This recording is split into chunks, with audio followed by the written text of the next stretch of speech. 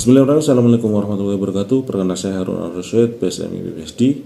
Saya dari Prodi Perbankan Syariah, Fakultas Ekonomi dan Bisnis Universitas Islam Malang, dengan rumput keilmuan keuangan digital Islam. Pada kesempatan hari ini saya ingin menjelaskan terkait dengan rencana pembelajaran semester atau RPS pada mata kuliah Islamic Fintech atau Fintech Syariah, yang nanti akan dilanjut dari salah satu materi yang ada dalam RPS, yaitu terkait dengan transformasi digital menurut pandangan Islam. RPS ini kami kembangkan berkolaborasi bersama mitra kami, yaitu dari Asosiasi Fintech Syariah Indonesia, yaitu Bapak Muhammad Andika Subakti, melalui program dosen berkegiatan industri tahun 2023, di mana kami adalah salah satu yang dosen terpilih untuk mengikuti program tersebut, yang kemudian dilanjut dengan program praktisi mengajar, di mana Bapak Muhammad Andika memberikan materi selama 4 pertemuan terkait dengan Fintech Syariah pada semester genap tahun 2023-2024. Semoga RPS ini bisa bermanfaat bagi kita semua, dan juga materi yang saya sampaikan bermanfaat bagi kita semua. Demikian, kurang lebih saya mohon maaf. Assalamualaikum warahmatullahi wabarakatuh.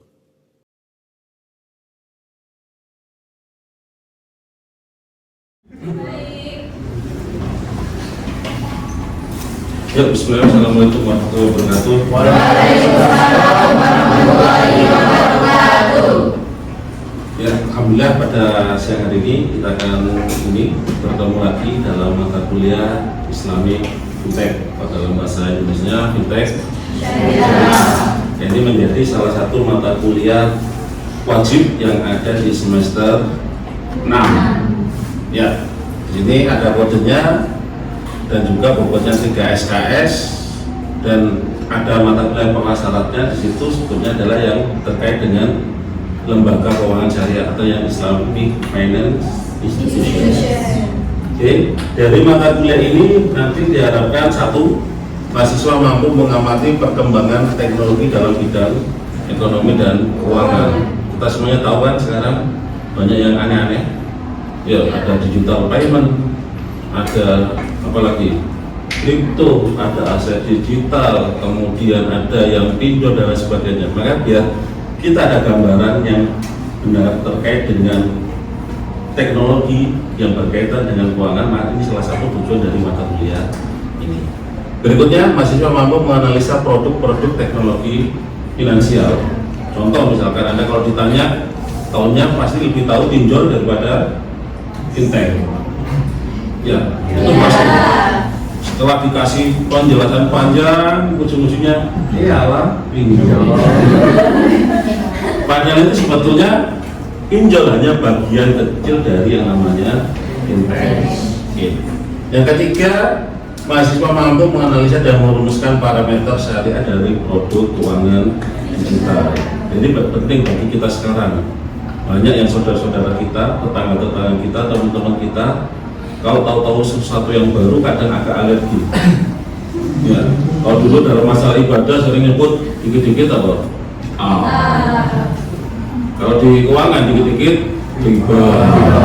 Kalau riba pasti padahal kaidahnya berbeda. Sehingga nanti di sini kita nggak terlalu skeptis dengan perkembangan keuangan yang baru. Dilihat dulu, dinalar dulu, ini mengandung riba dan lain sebagainya enggak. Kalau tidak berarti otomatis kembali kepada hukum asal, yaitu boleh.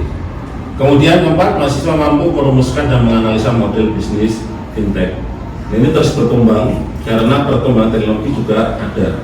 Contoh yang ada di materi kita nanti itu adalah terkait dengan digital payment, kemudian ada peer-to-peer, ada seperti funding, dan sekarang sedang digagas ada yang namanya Undang-Undang ITSK, Inovasi Teknologi Sektor Keuangan. Dan nanti mungkin yang ngambil di semester berikutnya materi perkuliahan nambah lagi karena model bisnisnya terus bertambah. Oke, berikutnya terkait dengan deskripsi. Yang tadi seperti sudah saya sampaikan, untuk nanti pertama akan membahas terkait dengan fenomena digitalisasi dan pengelolaan keuangan. Kalau dulu Anda mana-mana bawa uang, sekarang ya orang lebih sibuk atau lebih bingung kalau ketinggalan HP. Ya, karena dengan HP bisa kiris dan sebagainya. Nah itu Kemudian ada yang terkait dengan model bisnis fintech yang tadi disampaikan, terus inovasi keuangan digital juga sama, terus ekosistem fintech. Bagaimana fintech ini bisa tumbuh? Salah satunya dengan adanya ekosistem, termasuk kita di dalamnya, yaitu dari aspek perguruan tinggi. Ada perguruan tinggi, ada perusahaan fintechnya, ada regulatornya dan lain sebagainya. Kemudian yang paling penting apa? Manajemen risiko dan perlindungan keuangan. Kalau perlindungan konsumen, kita tahu sekarang banyak kan di media sosial tawaran apa? Tawaran utang. Cukup foto, selfie, senyum, masukkan nomor KTP, nomor HP, langsung cair. Nah, apakah semudah itu? Apakah tidak ada perlindungan konsumen kalau misalkan nanti terjadi yang tidak diinginkan? Nah, itu perlu kita bahas. Banyak sekarang karena dengan fenomena FOMO, ya teman beli ini akhirnya pengen beli, cuma nggak ada duit, akhirnya kemudian dan tren perkembangan riset dan model bisnis di fintech. Oke, berikutnya nanti terkait dengan pendekatan pembelajaran yang nanti kita interaktif seperti ini. Jadi nanti kita kasih di slide terkait dengan studi kasus. Anda diminta untuk menjelaskan bagaimana pandangan Anda tentang studi kasus di atas. Ya, apalagi atau misalnya berita mahasiswa kampus X terjerat pinjol. Nah, kenapa kok bisa? Nah, itu nanti salah satu model pembelajaran nanti akan seperti itu. Oke, berikutnya terkait dengan nanti di penilaian sebagaimana yang ada di ini yang sudah ada di pedoman agama kita dibagi, ada presensi 10%, kemudian ada tugas kelompok dan juga ada tugas individu dan juga ada UTS dan juga UAS. Ya, kalau tugas individu biasanya tugas untuk di sela-sela pertemuan atau di saat pertemuan. Kalau untuk tugas kelompok nanti sifatnya adalah student project. Entah itu projectnya buat apa, makalah atau membuat video atau kalau sekarang buat mini. Itu kan, itu projectnya di situ. Dan nanti semuanya itu akan di menjadi project akhir yang nanti menunjukkan pemahaman teman-teman semua terkait dengan materi. Kemudian untuk materi dan terkait dengan interaksi yang akan kita lakukan nanti akan melalui LMS Menara, yang itu menjadi LMS yang digunakan di Unisma. Ya, harap sudah mengaktifasi emailnya masing-masing sehingga bisa mengakses semua materi, penugasan dan lain sebagainya di LMS Menara.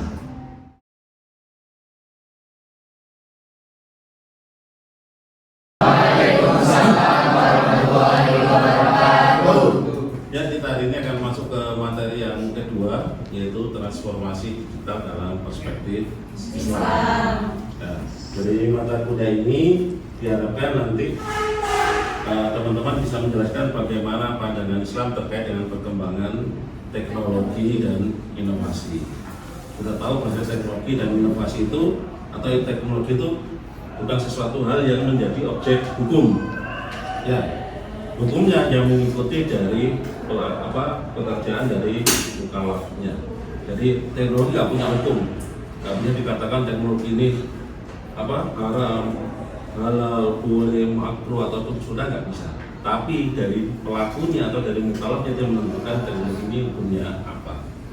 Kemudian nanti mengidentifikasi terkait dengan dampak transformasi digital khususnya terhadap pada masyarakat. Seperti kita sekarang adanya fintech, bagaimana dampak fintech ini terhadap masyarakat. Kemudian juga menganalisa keselarasan layanan digital dengan prinsip syariah.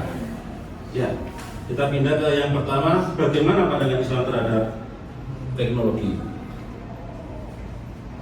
Ya, teknologi itu seperti tool atau alat. Jadi kalau kita pakai dengan baik atau untuk membuat sesuatu wajib bisa jadi wajib atau baik. Tapi kalau untuk pakai sesuatu haram bisa haram.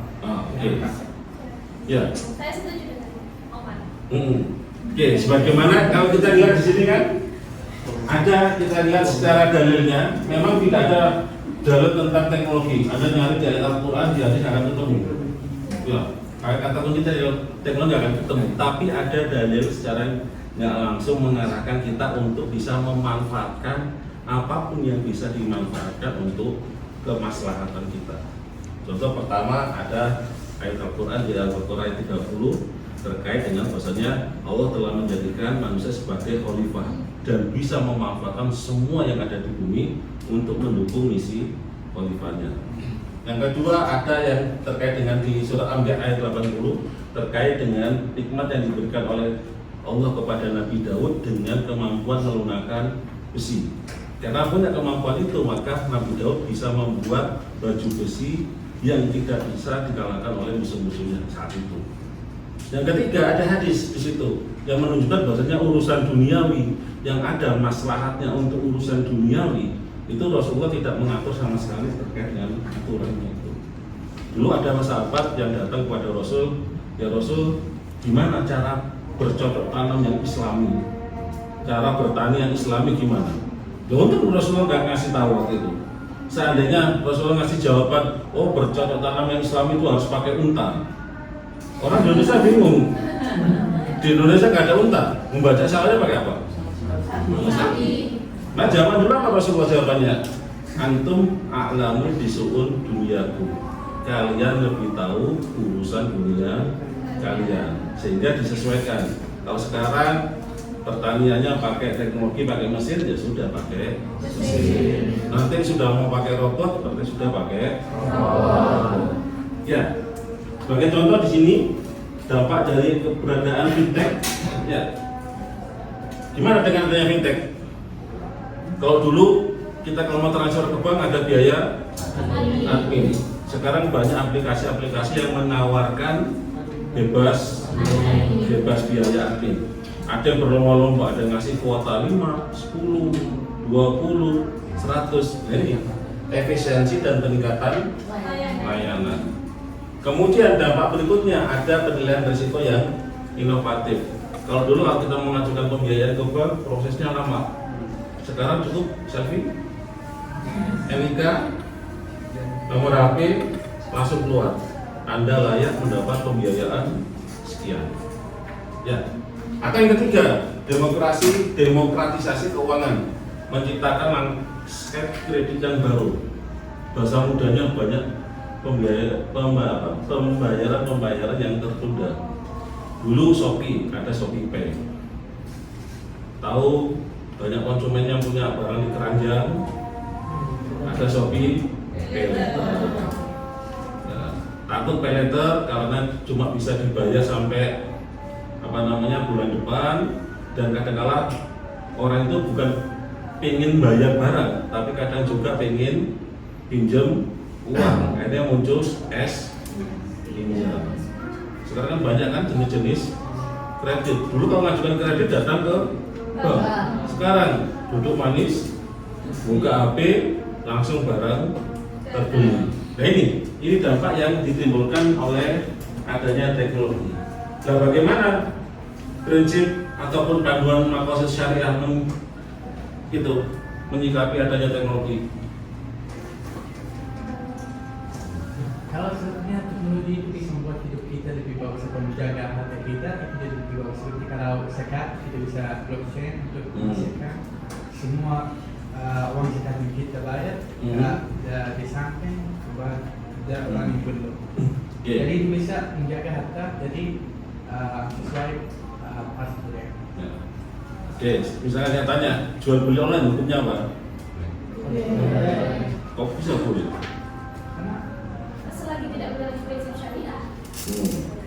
Ya, dalam syariah ada kaidah fikih bahwasanya hukum asal dari sesuatu muamalah itu boleh selama tidak melanggar sesuatu yang dilarang. Makanya berdasarkan teknologi simpel bukan hanya teknologi dalam semua akad, berdasarkan cuma simpel.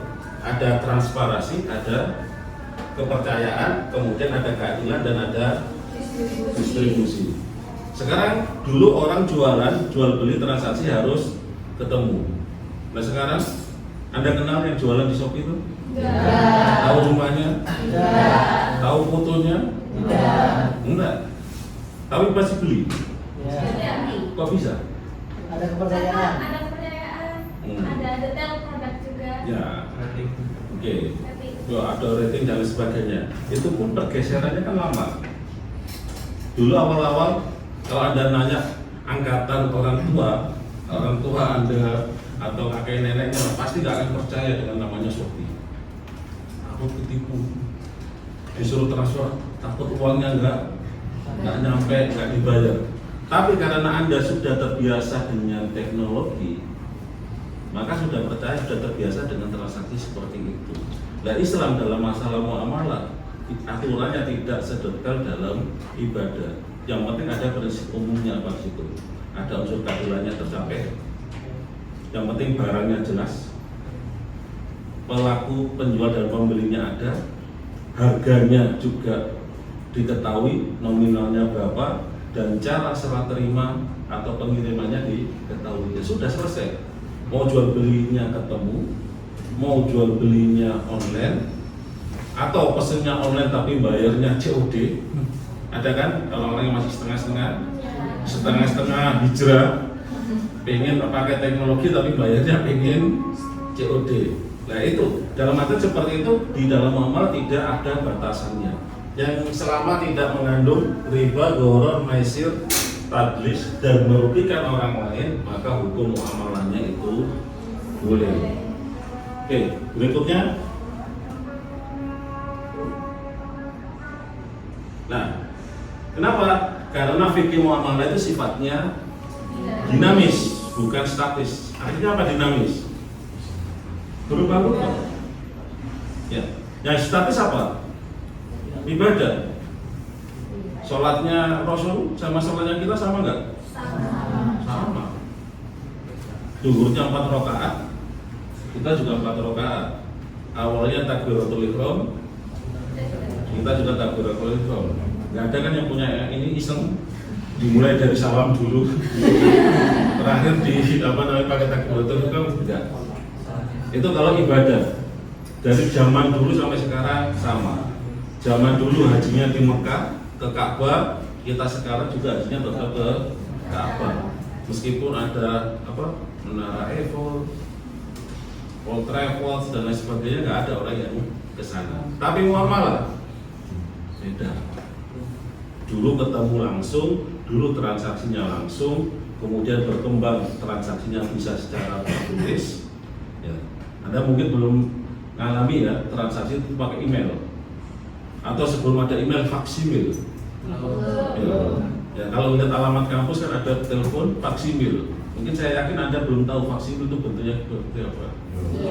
Ya, dulu transaksinya pakai faksimil, kemudian email, kemudian sekarang transaksi online. Ini kenapa? Karena fikih muamalah sifatnya dinamis dan ada kaidah yang mengatakan hukum asal itu muamalah punya boleh selama tidak ada dalil yang melarang. Yang kedua, basicnya apa? Berbasis pada ilah ataupun sebab. Misalkan Anda melakukan transaksi barang yang belum Anda punya, boleh nggak? Atau kalau sekarang pernah dengar istilah dropshipper? Dropshipper boleh. Nah, kalau dropshipnya dipraktekkan zaman Rasulullah nggak boleh, karena ada hadis la tafi malaysa indak, jangan menjual barang yang tidak Anda punya atau tidak Anda miliki. Sekarang dropship kan enggak. Tapi rata-rata ulama membolehkan jual beli secara dropship. Kenapa? Karena dulu kenapa Rasulullah melarang? Itu karena sebabnya pasar di Madinah atau komunitas yang ada di Madinah itu nggak sebesar seperti kita sekarang. Sehingga kalau barangnya nggak ada ya pasti nggak ada. Beda dengan kita sekarang, barangnya mungkin nggak ada, tapi buka HP, waduh, bisa pikir, ya kan? Sama dengan kita kalau pergi ke pasar besar, datang ke tempat yang toko paling depan, ada barangnya nggak? Ada, padahal dia nggak ada dia. Dia lari, bahasanya mau ke mana? Saya mau ke gudang dulu. Padahal nyari ke temannya yang ada. Nah kalau seperti itu masih dibolehkan. Karena sebab dilarangnya hadis tadi itu karena barang itu memang tidak ada dan tidak mungkin diadakan. Contoh lain, makan mangga belum matang boleh nggak? Boleh. Pencet. Enggak, boleh nggak? Tapi ada hadis yang mengatakan Rasulullah melarang memakan menjual buah-buahan yang belum matang. Itu boleh aku kasih. Aku dengar atau baca itu tentang buah yang tidak bagus atau belum matang, ini akan tunggu sampai buah itu matang. Tapi kalau kamu pakai langsung, itu tidak apa-apa. Ada syarat dari ulama. Ya, itu. Dan sebabnya apa? Karena takut kalau matang beratnya berbeda, jadi bisa jadi riba atau tidak pasti. Jadi sebetulnya kalau masih belum matang beratnya 1 kilo, kalau sudah matang jadi 1 kilo 200.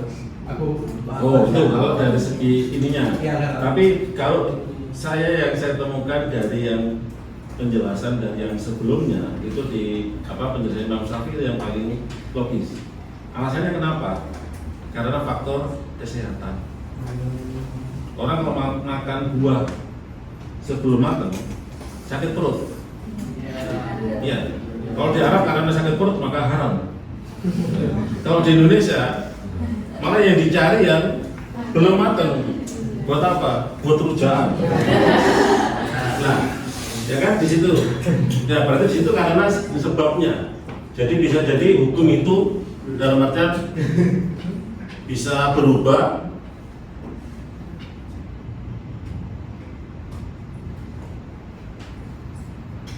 Hukum bisa berubah karena sebabnya yang berubah. Atau juga sama dengan yang berikutnya berdasarkan pada uruf ataupun kebiasaan.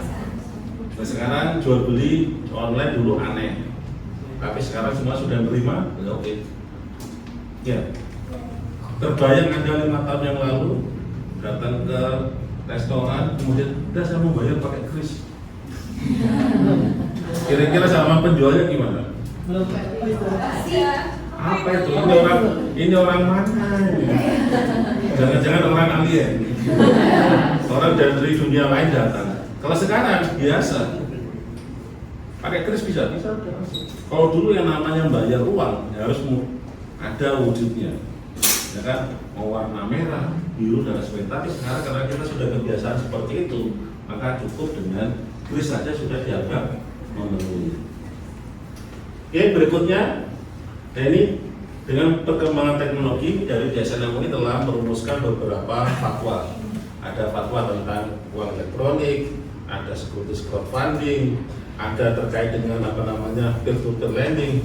Kemudian yang terbaru itu ada yang terkait dengan marketplace sama online shop. Cuma yang online shop sama marketplace ini masih sifatnya umum. Dan bisa jadi nanti dengan seiringnya waktu fatwanya juga akan dikembangkan sebagaimana dengan produk yang ada di bank syariah yang lain. Ada fatwa murabahah tahun 2000 kemudian dikembangkan dengan fatwa murabahah tahun 2016 atau 2017. Kenapa? Karena perubahan cara transaksinya. Dulu nggak ada jualan secara live di marketplace. Ya, awalnya kan marketplace nggak ada, karena ada TikTok, Shopee ngeluarin live Shopee, Tokopedia ngeluarin live Shopee. Otomatis nanti fatwanya juga akan disesuaikan dengan yang perbedaan yang dulu. Nah, terkait dengan ini perkembangan teknologi ada blockchain, crypto aset, NFT, metaverse, smart contract, insurtech dengan Zakartek, terus nggak usah dipikir. Ya, itu belum ada fatwanya. Regulasinya juga belum ada. Maka tadi saya bilang mata kuliah ini itu akan terus berkembang berubah. Yang ngambil semester ini sama yang ngambil semester depan beda. Karena apa? Regulasinya juga masih terus berkembang. Oke, untuk terakhir tugasnya. Ya, simpel kan? Ya, kan kemarin sudah dijelaskan ada digital e-wallet, ada peer-to-peer, ada SCF. Sekarang Anda bisa milih salah satu perusahaan, entah itu e-wallet syariah atau peer-to-peer lending atau SCF. Nanti kemudian jelaskan produknya apa.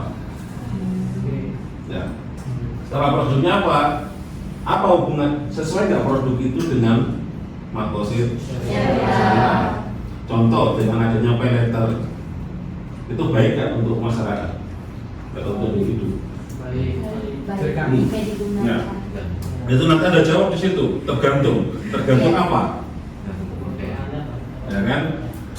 Kalau bagi individu mungkin baik, tapi secara keseluruhan masyarakat baik atau tidak. Makanya di sini nanti ada bagian tentang analisis maqasid syariah.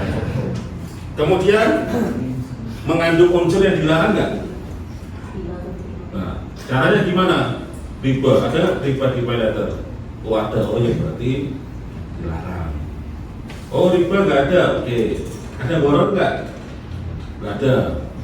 Ada ininya nggak? Apa namanya measure-nya? Ada, oh berarti dilarang. Jadi ada namanya proses filter di situ. Oke, berikutnya bagaimana dari tinjauan fikih muamalah seperti ini? Karena yang namanya fikih muamalah itu tidak mudah mengatakan haram. Ada beberapa ayat dan juga hadis yang mengancam atau melarang kita untuk mengharamkan sesuatu yang halal. Kalau itu sudah banyak terjadi di masyarakat, maka tugas kita adalah apa? Mencari solusinya. Kalau ibadah enak bid'ah selesai. Ya, nggak boleh nambah kan? Nggak ada yang bikin nambah kan? Nambah sholatnya jadi 6 rakaat, turunnya nggak ada. Tapi kalau dalam muamalah, ketika kita mengatakan haram, berarti kita harus menyiapkan apa solusinya. Begitu. Dan yang terakhir nanti yaitu yang terakhir terkait dengan kesimpulan dan rekomendasi. Jadi nanti di akhir dari tugasnya nanti hasil analisa menunjukkan produk ini tidak sesuai dengan prinsip syariah sehingga kami merekomendasikan 1, 2, 3. Tuh, kalau sesuai produk yang kami analisa sudah sesuai dengan prinsip syariah. Kesesuaiannya dari aspek 1, 2, 3. Jadi nggak cukup tidak sesuai, tapi dijelaskan tidak sesuainya kenapa. Kalau sesuai, dijelaskan sesuainya kenapa. Oke, demikian materi dari saya. Kurang lebih semua. Assalamualaikum warahmatullahi wabarakatuh. Waalaikumsalam.